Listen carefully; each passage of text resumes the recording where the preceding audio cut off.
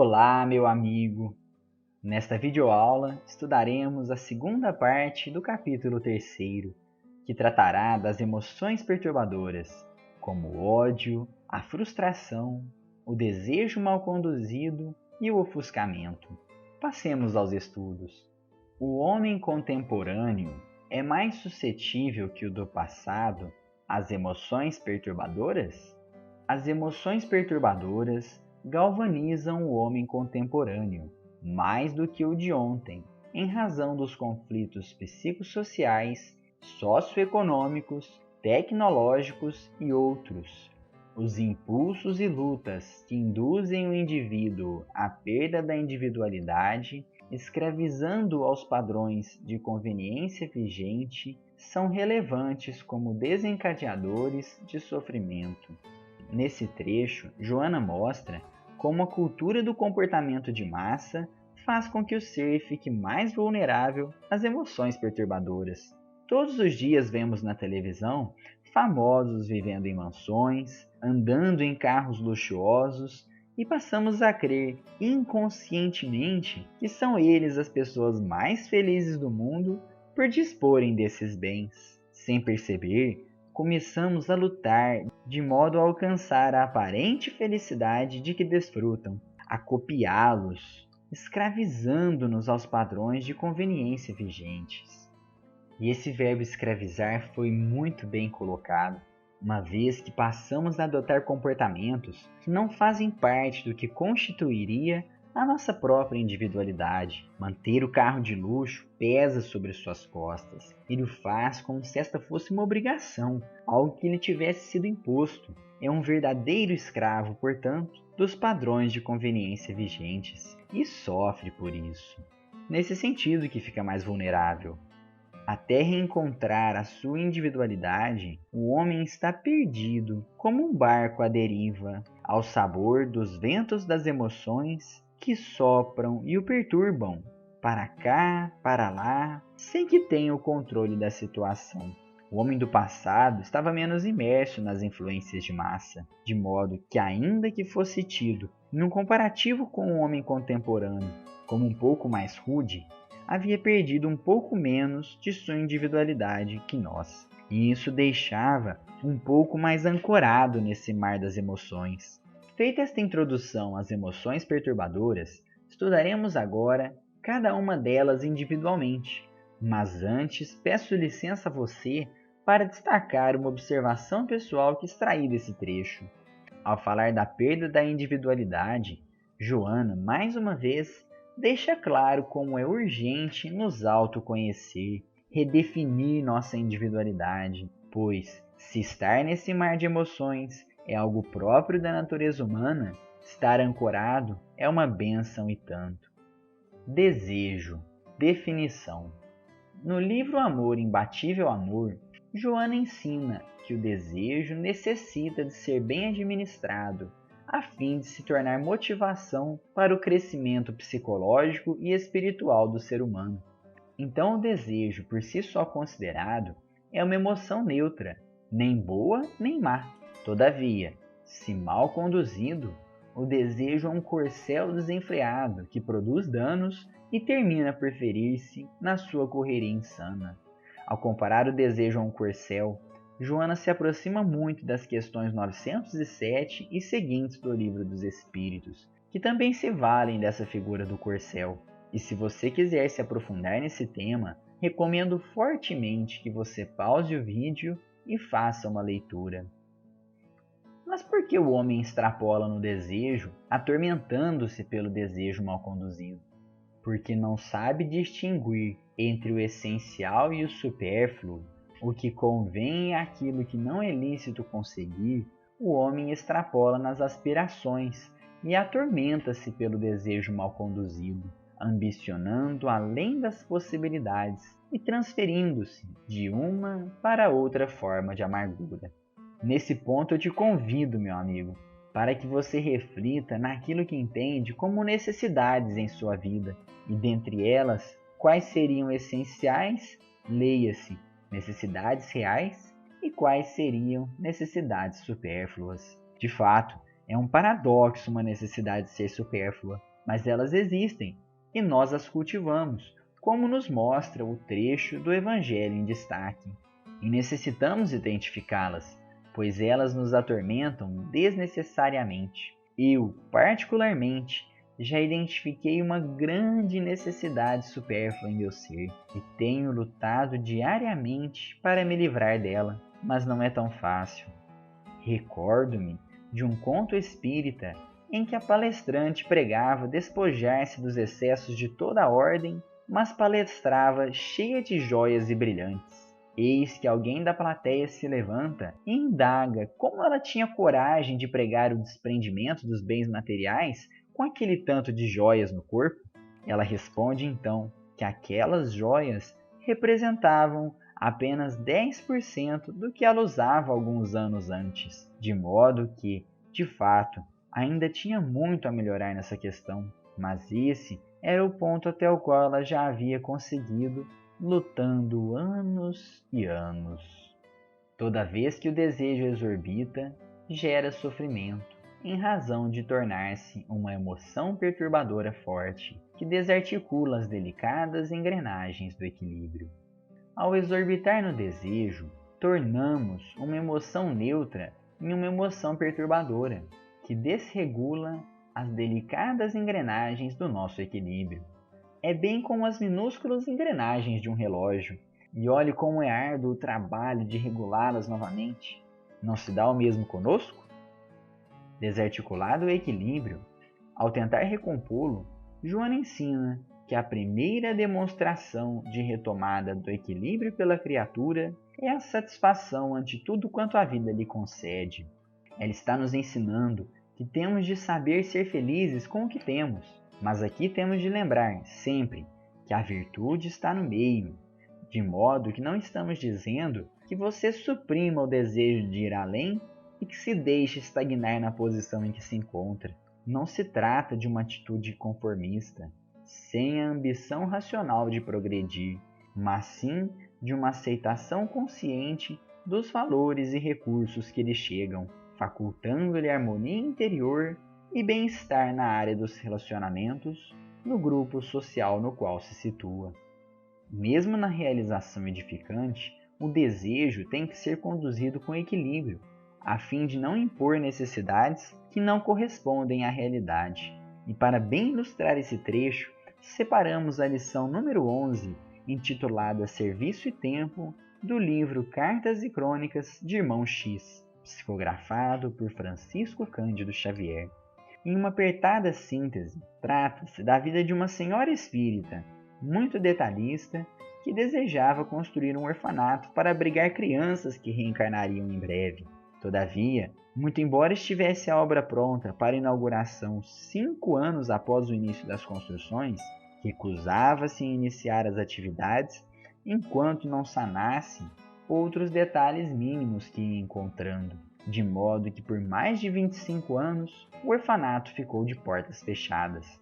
Isso fez com que muitas crianças que poderiam ter sido acolhidas ficassem ao desamparo.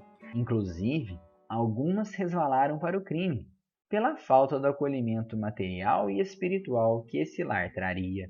É certo que era uma realização edificante, mas exorbitou no desejo de alcançar excelência, impondo necessidades que não correspondiam à realidade, acabando por prejudicar a tarefa. Recomendo que você leia a história na íntegra, que é muito instrutiva, porém que resumimos para não fugir à objetividade desta videoaula. Ofuscamento. Definição. As ilusões da prosperidade econômica e social, cultural e política induzem o insensato ao ofuscamento, por permitirem-lhe acreditar-se superior aos demais, inacessível ao próximo. Todos esses fatores são motivos de sofrimento, quando se pretende manter a posição de relevo, quando se teme perdê-la e quando isso acontece. Segundo o dicionário Aulete Digital, um dos significados de ofuscar é tornar menos perceptível. Logo, o ofuscamento é a emoção em que o ser sente que perdeu ou que corre o risco de perder o brilho que acredita possuir perante os demais. É que, como foi bem dito no início do parágrafo, é um brilho ilusório, que faz o homem acreditar ser superior aos demais, e o receio de perder esse suposto brilho faz com que ele sofra. Joana esclarece as hipóteses em que essa emoção perturbadora ocorre: quando se pretende manter a posição de relevo, quando se teme perdê-la e quando isso ocorre. Os afetados pelo ofuscamento ignoram os fenômenos biológicos inevitáveis da enfermidade, velhice e morte, ou anestesiam a consciência para não pensarem nas ocorrências do insucesso, da mudança de situação, das surpresas do cotidiano. Aquele que sofre essa emoção perturbadora é uma vítima do sofrimento da impermanência estudado no capítulo 2, pois não conseguirá ser sempre o mais simples, sempre o mais poderoso, e ao calcar a sua vida em coisas impermanentes, age como aquele que constrói sua casa sobre a areia. Quando caem a chuva e o vento das mudanças, próprias de tudo que é impermanente, grande é a ruína da casa. Ódio, definição.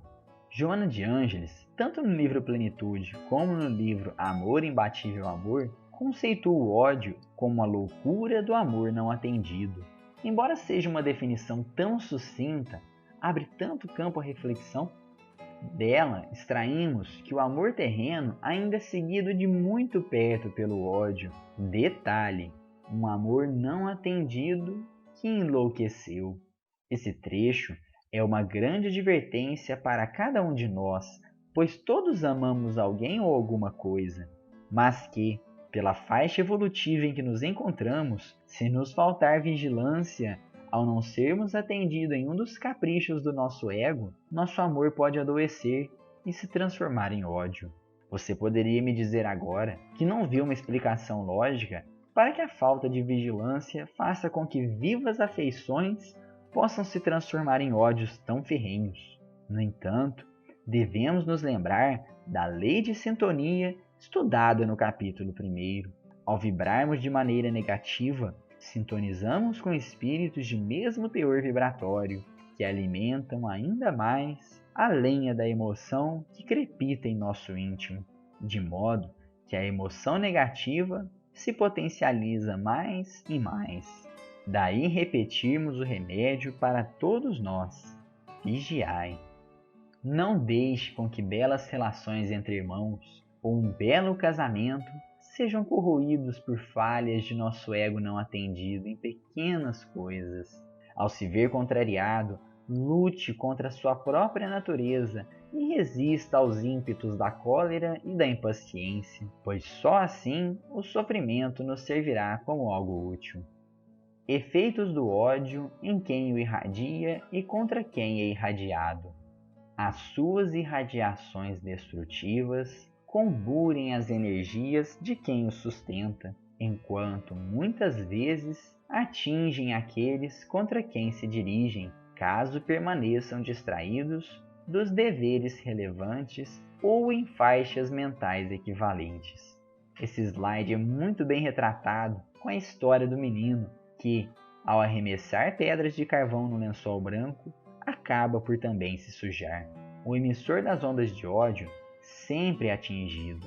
Já a pessoa que é odiada poderá ou não ser atingida, conforme a sintonia em que esteja. Assim, se em uma situação concreta acreditamos estar sendo alvo de ondas de ódio, o primeiro passo é orar pela pessoa que as emite. O segundo, também indispensável, é que vigiemos para nos manter em boa sintonia mental e atentos aos deveres relevantes. Com isso, a lei de sintonia nos garantirá toda a proteção necessária. Se, por invigilância, formos atingidos pelo ódio, de certo o emissor terá sua quota de responsabilidade, mas também teremos a nossa, e talvez muito maior, pois já temos o conhecimento dessa lei, e a quem muito foi dado, muito será pedido. Amai-vos uns aos outros e sereis felizes. Tomai sobretudo a peito amar os que vos inspiram indiferença, ódio ou desprezo. Penoso vos é o sacrifício de amardes os que vos ultrajam e perseguem, mas, precisamente, esse sacrifício é que vos torna superiores a eles. Se os odiasseis como vos odeiam, não valeríeis mais do que eles. Frustração. Quando se entrega à frustração, a criatura entrega-se a reações inesperadas de depressão ou cólera, fugindo da vida ou atirando-se rebelde contra ela e os seus valores. Creio que esse é um tópico que trará mais perguntas do que respostas, pois, embora seja essa uma emoção que toca negativamente o coração de muitos de nós, ela tem tantas nuances que não teremos aqui a pretensão de dar um remédio único para ela. E justamente por isso, peço que você participe deixando o seu comentário, pois, com certeza, a sua experiência diante da frustração acrescentará em muito aos demais que assistem a esse vídeo a saber como lidar com as próprias frustrações. Retornando ao estudo da frase, se você já passou por uma grande frustração, seja na intensidade, seja na duração, sabe na própria pele a veracidade dessa frase, mas também, conforme veremos no estudo dessa emoção perturbadora, evitar o sofrimento dela decorrente depende unicamente de nós. Vejamos.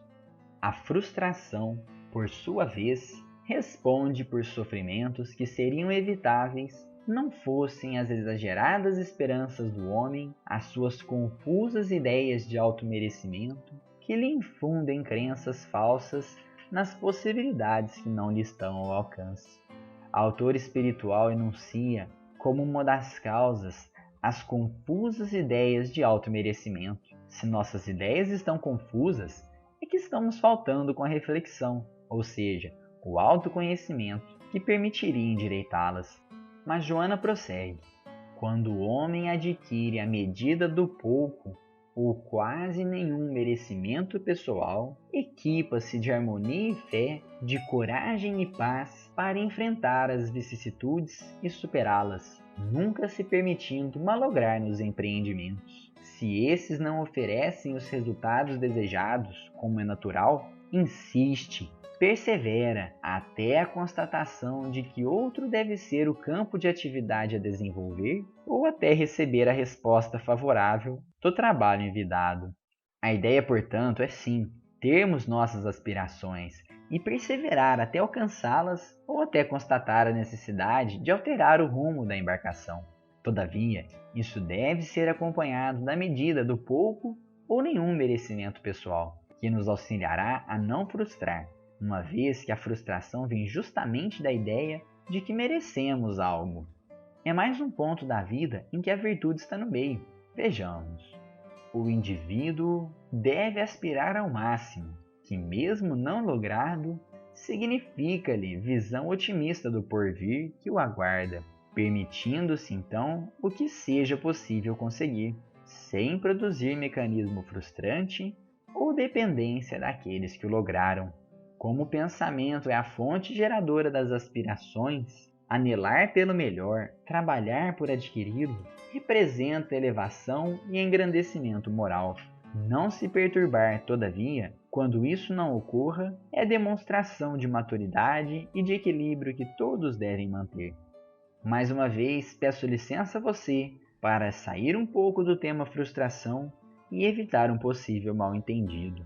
Essa medida do pouco ou nenhum merecimento pessoal deve ser entendido como não se supor credor de títulos particulares que não possui, o que seria fruto do orgulho, e não no sentido de que seríamos supostamente a escória do mundo, de modo que não merecêssemos nenhuma alegria por parte de Deus. Aqui adentramos o campo do alto amor. No livro Escutando os Sentimentos, de Hermance Dufour, temos o seguinte trecho: imperioso levar aos amigos espíritas no mundo um receituário oportuno. Nossos irmãos precisam ingerir com frequência 3 medicações indispensáveis. A primeira é acreditar que merecem a felicidade, assim como todos os seres humanos. Note que não é um privilégio pessoal particular esse merecimento. Estamos sim dotados de um merecimento, mas sim o merecimento de todos os seres humanos, de ser felizes. E sim, você merece ser feliz, basta se educar para sê-lo. Na raiz de qualquer tipo de sofrimento, sempre será encontrado como seu autor o próprio espírito, que se conduziu erroneamente, trocando o mecanismo do amor pela dor no processo da sua evolução. Muito verdadeira é a frase de Joana, que diz que cada ser vive com a consciência que estrutura. Se queremos ser felizes, é necessário reestruturar a nossa consciência. Hoje, acostumada com o pessimismo conflitivo, com essas emoções que tanto nos perturbam, trocando-as por hábitos sadios, pensamentos um pouco mais consoantes à doutrina do Cristo. Enfim, aproximarmos-nos de tudo aquilo que envolve o amor, pois, interdependentes, o sofrimento e o amor são mecanismos da evolução. Quando um se afasta, o outro se apresenta. Muitas pessoas advogam que o sofrimento é a única certeza da vida, sem compreenderem que ele está na razão direta da conduta remota ou próxima mantida para cada qual. Pode-se dizer, portanto, que a sua presença resulta do distanciamento do amor, que lhe é o grande e eficaz antídoto. Todavia, luarizado pelo amor, o homem discerne, aspira, age e entrega-se em confiança, irradiando energia vitalizadora, graças à qual se renova sempre e altera para melhor a paisagem por onde se movimenta. Não ousaria eu tecer comentários sobre algo tão grande como o amor, do qual ainda me reconheço muito distante. Contudo, creio que o Evangelho já conceitua muito bem o amor até os limites em que a linguagem humana consegue alcançar. O ponto delicado do sentimento é o amor, não o amor no sentido vulgar do termo, mas esse sol interior que condensa e reúne em seu ardente foco todas as aspirações e todas as revelações sobre-humanas. Ditoso aquele que ama, pois não conhece a miséria da alma nem a do corpo. Tem ligeiros os pés e vive como que transportado fora de si mesmo. Não é essa a leveza que buscamos? Pois é ela que encontraremos um dia, quando nos esforçarmos para romper as amarras das emoções perturbadoras, trocando-as por outras pautadas no amor, mais nobres, mais equilibradas. Com esse slide, encerramos a segunda parte do capítulo 3º, esperando que o estudo de hoje lhe tenha oportunizado reflexões produtivas. E deixamos aqui o convite de sempre para que você leia a obra oportunamente, a fim de colher os ensinamentos diretamente da fonte. Até breve!